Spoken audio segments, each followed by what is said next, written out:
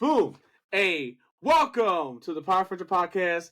I'm your host, Sailor Gainz, and today we have a special guest. Introduce yourself.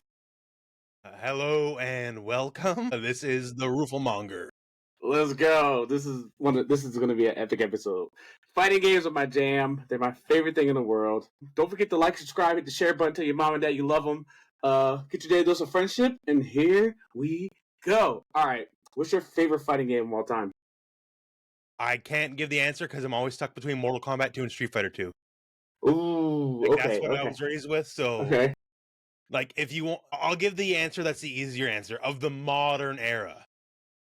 So, like, say Street Fighter 4 and up. Of the modern era, my favorite fighting game is Mortal Kombat X. Ooh, like it. Okay. It's a greasy, dirty game, but I love that game. All right, cool. All right, so if you were given, $70 or $100 to get one fighting game of today, which one is more bang for your buck you would get? That you should buy. If you're investing, well, that's a good question. Like, if you're talking right now, I guess it kind of has to be Street Fighter 6. Like, Okay. It's going to be around for years to come. You know, it's very much made its statement. It's here, right? Like I guess, yeah, for modern era, bang for your buck, Street Fighter 6 has got to be it. Okay, Street Fighter 6. Okay. Who's your favorite fighting game character? Do you have a favorite fighting game? Well, give me your top five. Damn. Oh, never mind. Damn. Okay. You're a grappler kind of guy? Is your favorite archetype? Yeah, always, yeah. But if you say like top five, besides Seahawk, well, okay, this is where I make a stereotype myself. Also, I'm a big fan of just native characters in general, like a Nightwolf, Wolf. But besides that, big fan of Melina, Mortal Kombat as well. There was a dark age a couple years back where I was embarrassed to like Melina due to how like Melina fans were acting in public. Yeah, savages. Just savages. Yeah, Vice and KOF. I love Vice and KOF. Sub-Zero. I'm just a fan of Sub-Zero in general. Hey, let's go. I don't always play him every game, but fan. Like I like the guy. Obviously, E Honda is another character I'm a big fan of. I don't know. I love a lot of characters, but yeah, if you force me to pick one, I'm always going to go with T-Hawk. Hell yeah. What out of all like games that are out now, which one are you spending the most time on? You're surprised that you're surprised you spend the most time on. Well, at the moment, because I'm like the lab guy, right? So I spend 99% of my time in training mode, anyways. But at the moment, it is Street Fighter 6. Okay, nice. Okay, nice. In the last like 3 days, it's been VF5. Okay. Given the announcements. Yes. But yeah. Okay. Hell yeah. What's your favorite tournament you've been to? That's a good question. Like, I don't get to travel too much, period. I live in the middle of nowhere, rural Ontario, Canada. So travel is rare for me. Like, it's only in the last couple of years I even started going to EVO and stuff like that. I guess just for the experience, EVO's got to be the one just because, it's big, it's flashy, it's gitsy. Like, there's a million things to do, a million people to talk to. It's just fun all around every day. Okay. What do you think is the hardest game to teach to a casual? Like the hardest fighting game to teach to a casual? That's a good question.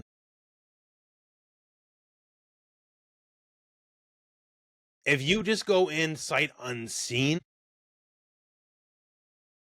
I would say in modern games, like it either has to be Street Fighter 6 or Tekken 8. Because Street Fighter, they're both intuitive in certain ways, but they both have their own weird rule sets. Like Street Fighter never keeps the same rule set game to game, right? At least Tekken, there's some legacy. But like, if you play Tekken 7, you would have an easier time understanding Tekken 8.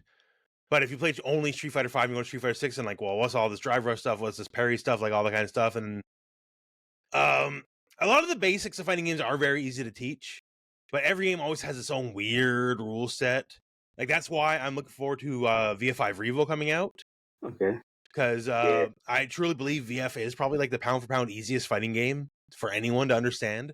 It has a very earned reputation over the years of being very difficult. Okay. And to be fair, at the higher levels, like yes, any fighting game at the higher levels of play, shit gets hard, right? But I think VF's easy, and like whenever that comes out in winter, whenever that means, because that could be this year or next year, right? Nice. I think that's going to be like if you've learned any fighting game in your life, VF5 will be easy to learn. But yeah, modern fighting games, like there's just some tricky particulars about. I guess I would even say Street Fighter 6, even though it's one I would recommend.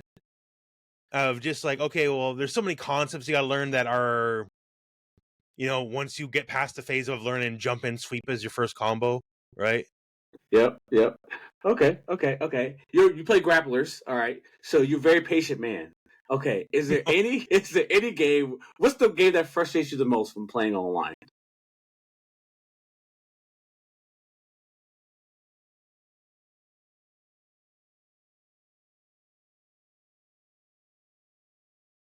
I would say, well, outside of the fact that we only really started getting real grapplers like just in the last patch, because mid grabs, right? Probably MK1, just because the average MK player, God bless them, they're a crazy lot, Okay, you know, okay. because they when when both players are playing correct, you can act a certain way, but when people just play like their life's depending on it and they're just not following the rules. I'm like, whoa, brother. Yeah, so MK1 usually of the modern games usually has like the craziest people to fight online. Okay. What is your favorite input to see? Like when you're watching a training, somebody doing a training video and they have their hands on the video. That's why I love the videos. What is your favorite input to see, to watch somebody do? Well, if I'm watching somebody, like I would definitely like seeing people try like the classics like Geese Pretzel, Ivy Summon Suffering, because these are not logical inputs Uh-huh. and your brain will seize up when you see them. You're like, how do I even do this? Okay. My favorite input is KOF Classic half circle back forward, because it feels like you're like pulling back and then going forward and like doing the move. That's always been my Yeah. favorite input. Doing I that realize smash in is the modern crazy. day it's a shitty input that probably shouldn't exist anymore, but Yeah. it's always been my favorite. Okay. So all right. Sparking Zero, I've been playing a lot of it. What's your thoughts on Sparking Zero? Give me your thoughts. Give me your thoughts. Okay, I'm not sure if you're aware of my status within people talking about Sparking Zero. I want God to bless know. every single person who bought the game and enjoyed the game. I have nothing but goodwill for you. For me, I don't consider arena fighters to be within the purview of a traditional fighting game. And thus, realistically, I should have gotten Sparking Zero and done like the usual guide content and all that for that. Yeah. Because people were expecting it from me. I was not aware people were expecting that from me. Because I have never, ever covered an arena fighter in the history of the channel. So, but yeah, arena fighters, like I've put a lot of time into Xenoverse 1 and 2. So, like, don't get me wrong, I'll play them, right? I definitely play arena fight, but I don't consider them traditional fighting games in the same way. I'll Okay. say that. Okay. That's made me the villain on the internet for a time. I'm trying to I've like. seen my tweets in other people's videos, but and being on Twitter, Twitter Rooflemonger's a bit more of a jerk than YouTube Rooflemonger. Sometimes I push people's buttons, but yeah, like God bless everyone loves the game, but it was competitively, it is not a game for me. I played some yesterday. I was like, yeah, I'm kind of. I like for fun. It's fun. Well, It's cool. I saw some people's like, well, like it's totally ready for Evo, and I'm like, will it survive to Evo? That's my question back, right? If they bounce it, I don't think they're gonna bounce it like they need to be bounced, but it's fine. But I don't think. I played the same characters, and then I've seen the same characters all and I play weird characters, like weird characters. But it's been tough for me just fighting Gogeta 4s or Broly's and stuff like Well, that. that's the thing. And You're always going to fight the meta teams, right? And yeah, any fighting game, really, you're always going to fight the meta, whatever the meta is. true. Like if you hop online with Street Fighter 6 right now, you're going to fight the Ken army. That's how it's going to be. You're going to fight the Akuma army, right? Yeah. I just feel like I have a better chance at Street Fighter 6 than I do Sparking Zero. I was like, okay, I got to the point where I can do the Z counter and stuff like that online. I'm like, all right, and then I see the Broly keep ass to the side, and so I was like, oh, this is crazy. Well, I remember my initial qualm beyond like the usual stuff is I knew they were launching without any kind of rollback netcode, and I'm like, okay, so you're probably not taking this as seriously as I would like it. Yeah. So We're gonna get into that. What are 5 things fighting games need to survive today? Okay, if you want a major release, because sometimes not every game has to be a major release, right? Sometimes you can just be a small indie title, and that's all you're trying to be, and you don't need to go beyond that, right? But if you're talking 5, number 1, single player content. Like the casual audience demands it. Like without single player content, like you're done. Now, okay, now I'm going to say number 2, and I'm saying number 2 already knowing They don't do this. They should do this. They don't. They should be quality tutorials. Oh, Funnily true, enough, there still true. isn't good tutorials in most modern games. Yeah, You know, yes. like, so I would say you need it, but obviously you don't, because people keep launching without it. So what do I know, right? Like, it'd be a nice to have. Yeah. You know, Market like, Zero's training mode is a little lacking. It's weird. yeah, You gotta look. like, You gotta look stuff online. That's one thing about like I like other games like tell you how to do things or show you how to do things. That's why I like people. yeah, like, famously, like, games like, you know, part of the reason I got good at fighting games back in the day, like things like Virtua Fighter 4, because they had like the most in-depth tutorial of all time. They were like teaching you like concepts I didn't even understand back in the day, and like, oh, okay, this is how this works, this is how blah blah blah. But yeah, so quality single player, quality training mode, which people still don't do, so whatever, I guess you don't need it. Online is rollback's the minimum these days, thank God. I'm in my 40s now, and I had to become an old man for rollback to become the standard, right? Like, which I regret and resent and rue. Okay, all right. For the people, explain why rollback netcode is really good. It's good. The simplest way to put it is it makes it the closest thing to offline play. With delay-based netcode, it is simply delay-based netcode. You hit the button, then XYZ frames will pass by, depending on your two connections, and, you know, the travel time between peer-to-peer, right? And then the button comes out, right? Rollback is you hit the button, and the client will try its best to keep you two synced.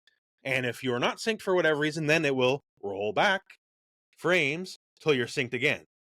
And the quality of, like, say, even Street Fighter 6, I remember in the beta, like, let alone launch Street Fighter 6, I'm going off. Are you fine? I remember playing people in Japan, and it's like, wow, this is better than playing people locally in, like, you know, like in the same province I live in than Street Fighter 5. And this is halfway across the planet, right? Yeah. But yeah, rollback is just a standard, and there's different gradations of rollback, but most rollback's just good now, like, flat out. You just need it now. Like, you know, shooters had online solved for decades. And then 30 years later, fighting games finally figured it out, you know? Like, that's the reason that's kind of held fighting games back for so long, is online was so crap. Okay. Besides that, two other things you would need. A good roster. Like, you need inventive characters, you need fun characters, you need characters that'll stand the test of time. There's a reason why every game year to year keeps most of the same cast, because people like those characters. Like, you know, there's been mistakes, like, hey, Street Fighter 3 launched without Chun-Li. Street Fighter 3 was a failure, financially and critically, straight up. Like, people talk about Third Strike with glowing terms these days. You gotta remember, if you were around back in those days, everybody hated Street Fighter 3. It was not a popular game, right? The few games that got away with the whole new generation thing, like, say, Tekken 3, like Jin instead of Kazuya, and like a bunch of new gen people, is because Tekken didn't get popular until Tekken 3. Like, Tekken 1 and 2 were just the cheap Virtua Fighter clones. Shit. That's why they got away with it, right? Versus, like, Street Fighter was already established. So yeah, I don't know if you were around for Soul Calibur 5. Yeah. Soul Calibur 5, that roster was reviled because they got rid of half the characters, right? Yeah, I was like, "Where's Taki?" And I was like, "Okay." Yeah. And then Ain't nobody want Natsu instead of Taki, right? I was like, "Wait, where's Taki?" That's the first I remember. Yeah, ain't nobody want I'm struggling to remember her name. Leizia instead of Zheng Hua, right? Yeah. So yeah, Like, oh. you need a roster. Like, even if you're an all new game, doesn't matter. Just, you know, characters that can resonate. Like, say, when Street Fighter 4 came out, Super Street Fighter 4 had Juri. And obviously, Juri stood the test of time. She's always here now, right? Like, so I wish it was Hakan instead, personally. That was my character. Yo, Hakan was cool. Hakan was cool, man. I think Hakan will have his day in the sun again. But yeah, so training mode, online, characters, one more. What do you need in a modern fighting game release? Well, I guess in the end, you just got to be fun. If you don't put out a fun game, like, I think we understand the science of fighting games a lot better these days and what makes a good game or a bad game, right? A fun game doesn't have to be a complex game, you know? Just because you can do more things doesn't, like, sometimes more things is busy work, right? Like, it doesn't necessarily make things more fun. Like, that I can go back any day of the week and play Super Turbo, like Street Fighter 2.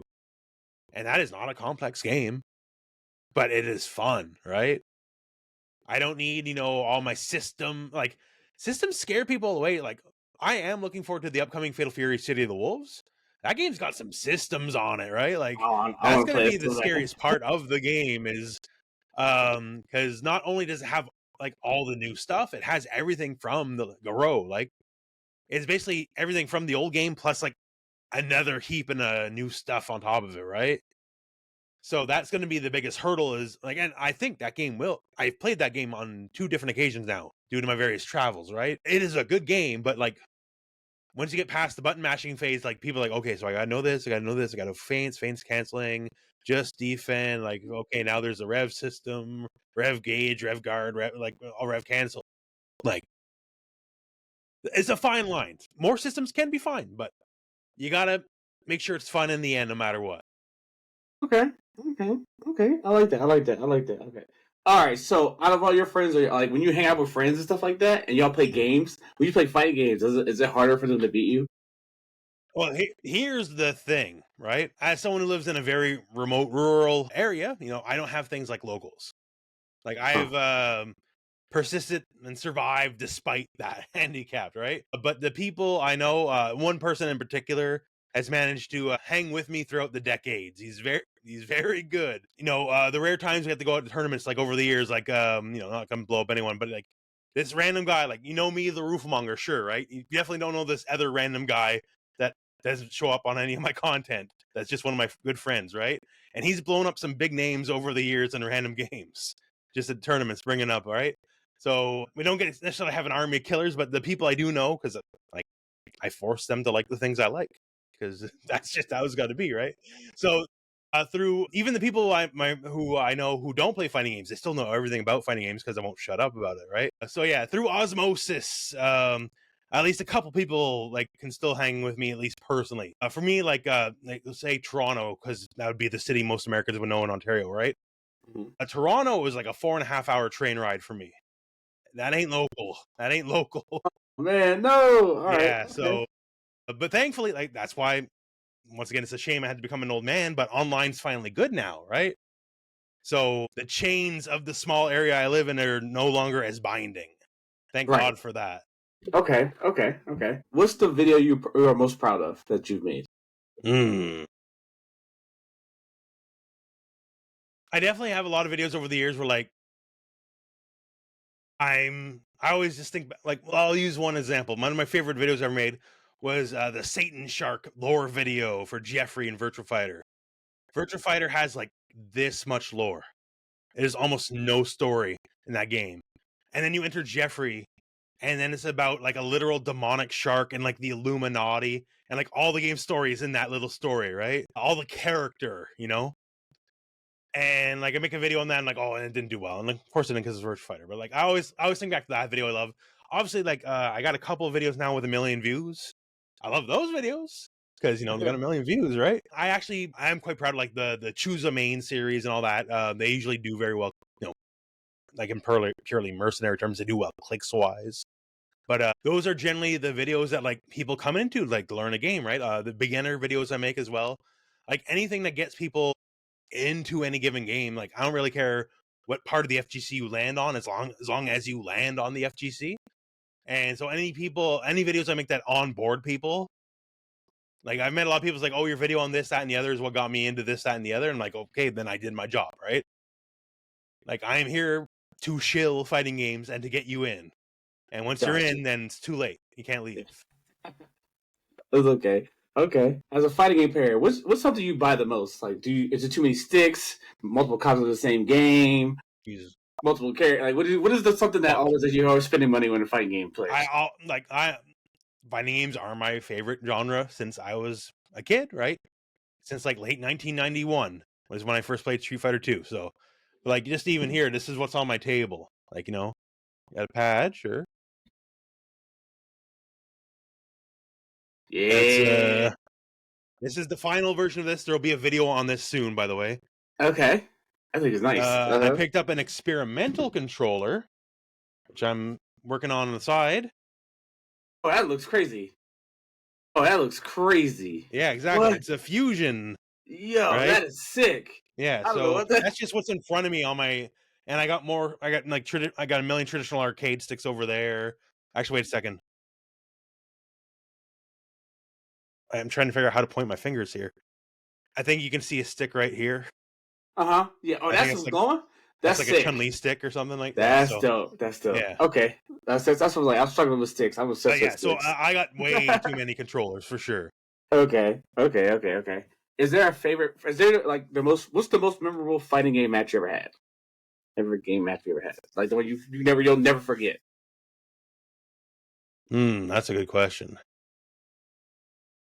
Okay, then this is going back. This is the one. This is the first one I can think of, and this is no grand tournament or well, I guess it was technically a tournament. But this is no grand thing. This was just an online small tournament for Something Awful Forms for when Soul Calibur 5 came out, and this is the very early days of streaming, and it was streamed out to like maybe like 20 people, 25 people, and I think I was like in semifinals. I was playing Astaroth, and I had like a custom, like I had a Minotaur Astaroth as like a custom, right?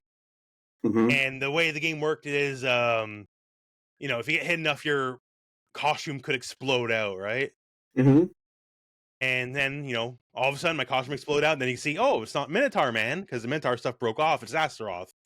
And then everyone in the chat is going, fraud, fraud, fraud, that's not a real Minotaur, not a real Minotaur. And I was losing that match too, I think. But I always think back to that. Does everyone have the fun of my fraud Minotaur being exposed as actually Astaroth? Okay. Like, if you ask for one match, that's the first one that comes to mind. Like, not a grand thing, but just a funny little moment in time. What was your toughest loss?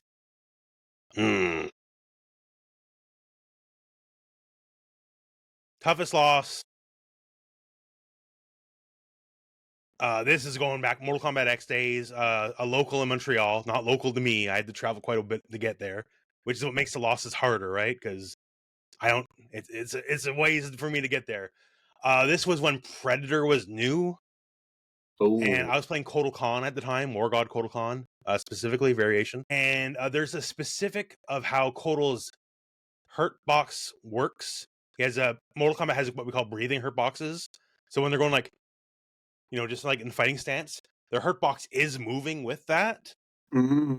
And Kotal was the tallest character crouching. And Predator has a projectile that angles slightly downwards. And it is a high, and by the rules of Mortal Kombat, highs should lose the neutral duck. That's like one of the core tenets of how MK works. Except Kotal is so friggin' tall, so when he's breathing, neutral ducking, at the peak of his breathing, he could still get hit by Predator's high projectile, even though he's ducking. And I lost a match because of that, and that was very, very frustrating. Man, no. Basically, old NRS jank hurt boxes, hitbox interactions. I was not happy about that one.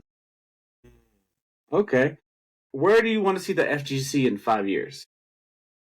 Where I want to see FGC in 5 years is I want to see it back like the 90s again. Like, so many people that are younger, like when I keep talking about like, oh, the 90s, this, that, and any old timer will tell you, right?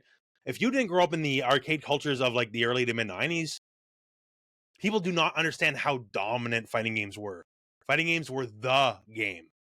If you get any issue of like a Game Pro or EGM, every second cover, every second issue is a fighting game. Be it Street Fighter, Mortal Kombat, whatever. Maybe it's like the newest, like, oh, latest in Turtle Champions, or could be whatever, right? But fighting games were the dominant genre.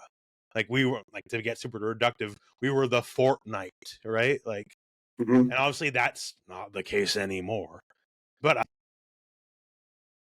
like the right release or something like that, I don't know. I would just definitely like to see it be like the glory days again. Okay. And, in certain aspects, like some places are getting there, like Street Fighter 6, the Street Fighter revival in Japan specifically. Street Fighter is the biggest it's been in Japan right now since the 90s. Like, as a cultural thing, right? Okay. So it's not impossible to get there. Just everyone else has got to get on board. Okay. Nice. All right. What all right. What would it take to get the FGC to Super Bowl level? Super Bowl heights. What would it take? T-Hawk DLC in Street Fighter 6. Okay. No, but I don't think, like, realistically, I don't think we can ever get that high again. Okay. But every year, I feel like as far as like esports and all that go, FGC is just a bit more and a bit more and a bit more prominent, especially as, like, the releases are solidifying. Like attendance. Say for Evo attendance is a good metric, right? Evo attendance every couple of years has a new record, right? So Yes. everything gets a bit more and more mainstream, and it's just a matter of at one point there's just going to be, it'll take like a new release, like, because the game's out now, like, they're doing good, don't get me wrong, right? But like, say a Street Fighter 7 down the road, like that, we're slowly building Street Fighter 7 is like the next leap forward. Or it could be like a Tekken 9, or it could be more, I hate saying this, it could be Mortal Kombat 2. Like, Mortal Kombat 2 is like one of my most sacrosanct games of all time, and there might be a new Mortal Kombat 2 in my lifetime, 2 Mortal Kombat 2s, It's gonna be crazy. Yeah, so I hate saying, like, I hope they don't keep that naming going forward. Like, that'll be like Battlefield. They did Battlefield 1. And then for a while, I said, "Wait, what? How do you look?" I don't know, like, so yeah, I don't think it's happening anytime in the near future. But ever since, like, we use the term the FGC Dark Ages, right? And then Street Fighter 4 was the end of the FGC's Dark Ages. Every year since then, like, things just get a little bit bigger, a little bit bigger, a little bit bigger, and there's just a chance for like one big breakthrough moment that could do some really big numbers. Okay, awesome. Like, say, like, just example here, like Street Fighter 6, and the same point of Street Fighter 5's lifetime, like lifetime to date, like a year plus into the game now, has like sold double what Street Fighter 5 did, right? So yep, the numbers are there. Okay, yeah, like, we could. 7 sold almost as much as Mortal Kombat 11. Like, it's unfair to compare normal fighting games to Mortal Kombat, because Mortal Kombat has its own cultural cachet, right? But the fact that it could get those kind of numbers, right? Like over 10 million, like, that's huge. So, like, we're getting there. We're getting there. Okay. All right, I'm gonna name 5 games. I'm gonna name like 5 or 4 games, and tell me what they need to get more players involved, or to get their game, or make their game better. All right, first game, MK1. MK1 is on the right path right now. They do a lot of patches. Every patch has been making the game better and better. If the game launched what it is now, I feel like MK1 would be in a much, much stronger position. They went for something new, right? And it did not resonate with everybody. And especially like the core MK audience, they're not used to stuff like assist. That's not that kind of game. And given the relative strength of the launch assists, like, I played Lao early on, right? And Lao, pre-nerf for Lao is still not as effed up as pre-nerf Cyrax. Like, you didn't play the game. Like, that was the thing. These characters did not let you play the game. If you block Cyrax, you're just blocking Cyrax. You're just blocking Cyrax. Like, you block. And Mortal Kombat's a very aggressive game, right? So when one player just doesn't get to play for a while, that kills your interest. Done. Like, that's what they're working on with 2XKO. They realized that was an issue, is there could be too many one-player moments. Like, put my controller down, because I can't do anything, right? Okay. So Mortal Kombat 1 is on the right path right now. It just needs more of what it's currently doing. All right, Tekken 8.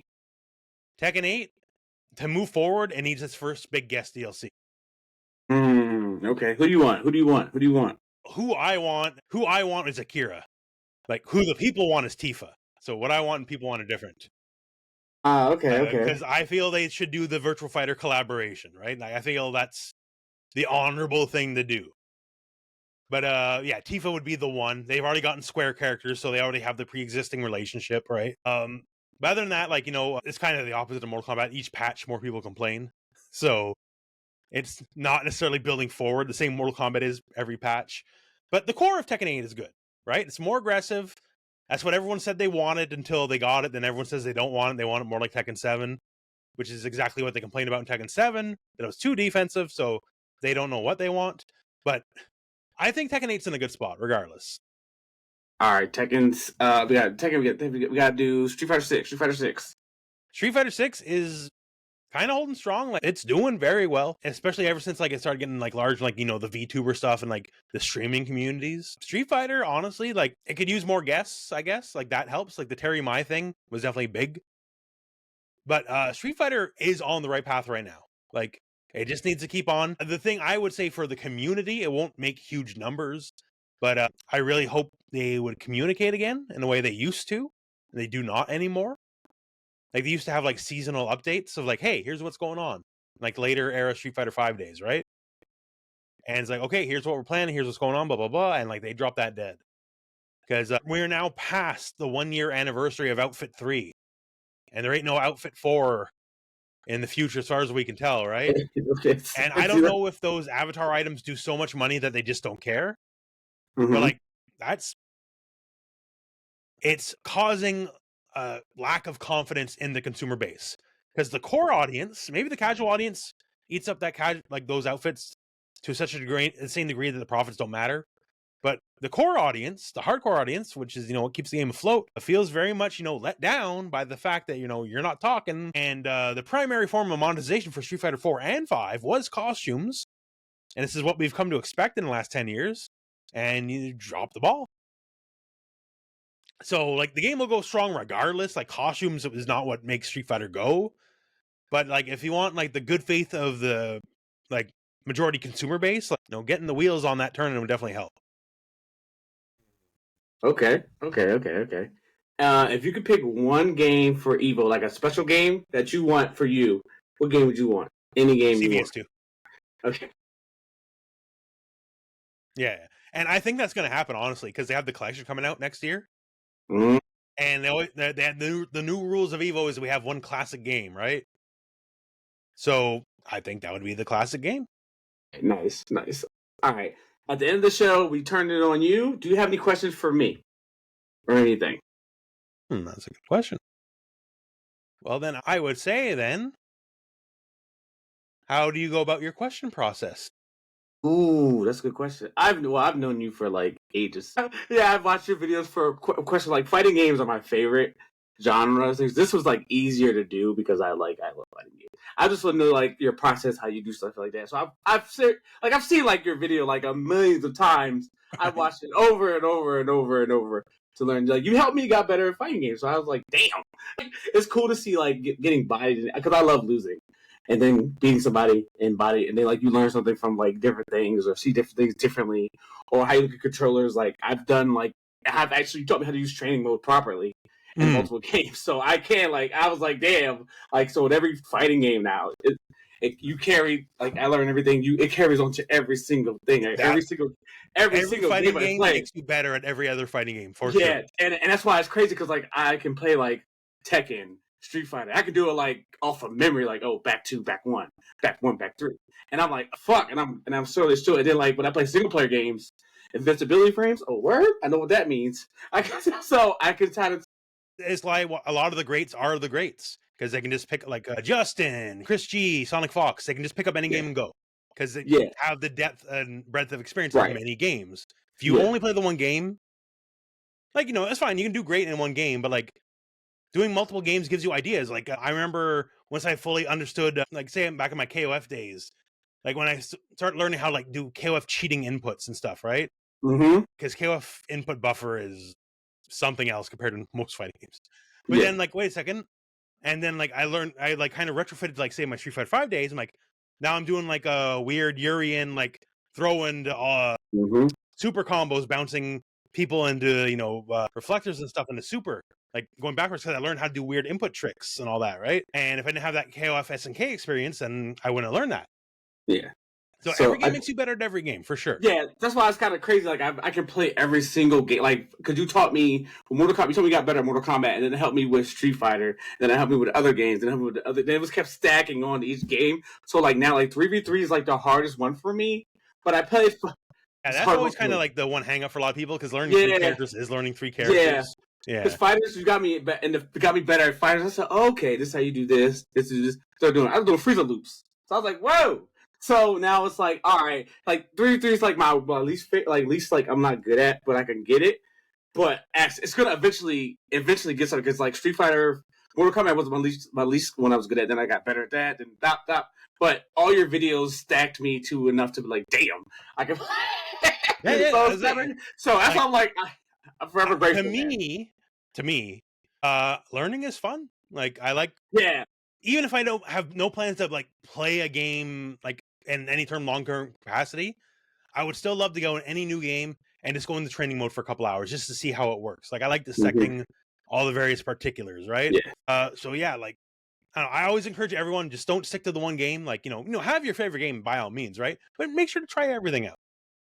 Yeah, that's why I say like I love because fighting games forces you to challenge yourself, look at yourself. There's nothing else like it, right? It's crazy. Like I played a lot of games, competitively over the years. My younger days, I was in like competitive, clan wars. That's what we called them back in the day for shooters. Yeah. For like tribes and Quake. For like say RTS, I've been top 100 on ladder for StarCraft Brood War. Well, vanilla StarCraft and Brood War. Less so Brood War.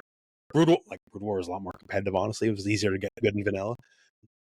Like, I played competitive games a lot, and like there's nothing quite like a fighting game. Fighting games are I love the that's why I've been here. Like that's why name any legitimately name any other genre where you'll find people like me nonstop. The lifers. Yeah. That's like 40 plus. Like how many recent CPT events and have a 40+ year old winner? Like quite a few of them. That's crazy. Like Torpedo just won it. I think he's 41. Inabashi just won the other one a couple weeks ago. He's 43. Right? Like this is a genre where being 40 is normal. And like, it's expected. And like I remember in Counter-Strike, the senior leagues in Counter-Strike is 25 and up. Seniors. That's crazy. I didn't know that. And think about it, like, do you think Daigo is going to stop next year? No. Hell no. Exactly. If I thought he's like 80. Exactly. I'm going to play till I'm like 80. We're like 80. Probably 10. It's going to be crazy. No other genre will either like competitive or casual like keep people the same way. Yeah.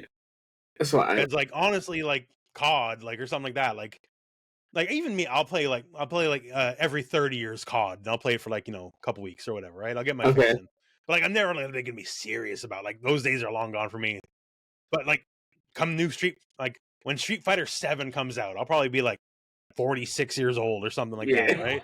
And I'll be there with bells on. You better believe it. I'm in it for the long haul. Yeah, fighting games are no other like competitive gaming. Like I think fighting games are very unique. You'll never find the same amount of lifers. That's good. That's good, man. Thank you. Do you, any more questions? Or are you good? No, I guess that's it for me. All right. Oh my God. Thank you so much. This episode's a dream come true, man. I love your videos. Keep doing your thing. It's great. Tell people what you got going on. What I got going on, like in the last, like specifically in like last 48 hours, I've been like workshopping guides for VF5 Revo. Okay, nice. Okay. It's a sore spot for me, honestly. Like, if I want to like get like behind the scenes of YouTube and how things work. And when VF5 Ultimate Showdown came out, I was so stoked. Like, finally, okay, here's the way to play online. Because last time VF5 was playable online was like on 360, right? But the problem was, it came out 6 days before Guilty Gear Strive. And Guilty Gear Strive is kind of what caused like the modern fighting boom of like online play and all that, right? And I knew for the health of the channel, and like I love Strive, don't get me, I love Strive, right? But I always resented it in a way, and like I only get to play Ultimate Showdown for like a week before I have to go into Strive mode. And for the health of the YouTube channel and like all the various coverage of Strive and all that, it was the right call to make. But I was like, Not my game. But now, other than maybe Revo launches around when Mai launches in Street Fighter, which is character, it's not a full release. I finally can just like play, and I'm a lot better at making guides and all that than I was years ago. So I'm really looking forward to like I got notepads ready of like just what I'm theoretically going to be doing with like all the guides and stuff for Revo. I don't know because there's balance changes and maybe like system changes. So I can't plan too far ahead because like to get far into the weeds, like I expect someone like Taka to get killed. So like whatever choose a main video I make, I can't plan ahead for Taka because he is definitely the first guy to get the knife in his back. I don't know how much you know about virtual Taka. Literally, he's the sumo, right? He literally plays a different game than everyone else. Like your combos will not work on him. Shit. Oh yeah. A lot of launchers, like combo launchers, don't launch him. A lot of moves don't work the same way on him, right? Like That's crazy. So when you're a new player and you fight Taka, like you're literally now fighting the different game, right? So he's definitely knife in the back. He's gonna get normalized almost certainly, right? Like, okay, damn. All right, that's awesome. I don't know, but yeah, like there's a lot more. Like next year's gonna be we got VF5 Revo. I'm gonna have a lot of content for Capcom versus SNK 2. I'm gonna teach y'all why this game is so good. I love CVF 2 so much. Obviously, Fatal Fury City of the Wolves. I'm on that. Next year's the 40-year-old fighting gamer year. New Virtua Fighter, CVS 2 is back, new Fatal Fury. Man, this is for the old folks, right? 2XKO, obviously, it's going to be big. I think that's going to be a later. Like, I think that's going to be like a Christmas game, honestly. But they committed. Like, I saw a podcast like 2-3 weeks ago. They committed to 2025. So, like, they said so. Like, they doubled down on it. So, yeah, we about to be old. But yeah, I think that's going to be like a this time next year game.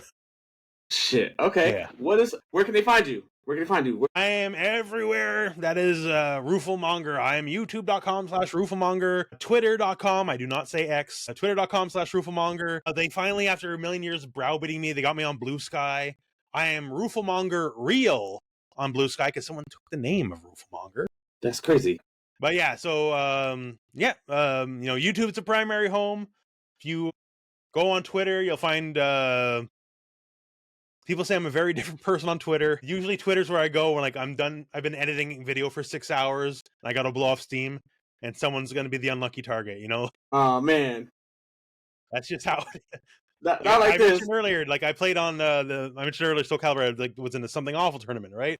I come from the old internet, the Something Awful internet, right? So, oh man. So sometimes the dark side slips out. Let's put it that way. I'm trying to keep it a bit more wholesome on Blue Sky. We'll see how long that lasts. Awesome. Okay. Yeah, but those are the main places to find me. Hell yeah. I'm Sailor Gainz. You can find me everywhere. TikTok, YouTube, everywhere. I'm at your mom's house. Let me know if you need anything. Text me, whatever, call me. But Rooflemonger, do you have any advice for the day? Like, hey, block low. Hey, somebody owe you money. What advice do you have for the people today? Hey, well, I guess one advice is, you don't pay money to, block, right? You're here to hit buttons. He said you don't pay money to block. Okay, that's a good thing. All right. Here, I'll give one that's like legitimate, like for me, advice. Anyways, just life advice from the old man. Life always figures itself out. I'll say that. Like it's rough sometimes, right? I've been in the dark pits, like not to get all sob story, like more than a couple times, but in the end, as long as you just keep looking at it, it does figure itself out. Like I went in this very apartment from almost homeless to like I'm a mildly famous YouTuber. So keep plucking at it. Life will figure itself out. Hell yeah. Keep it up. Keep going. Never give up. Keep going. Never give up. All right. Thank you, buddy. Thank you. This has been a great episode. Tap in, hit the like and share button. Tell your mom and dad you love them. Whoever takes over. Bye. Bye.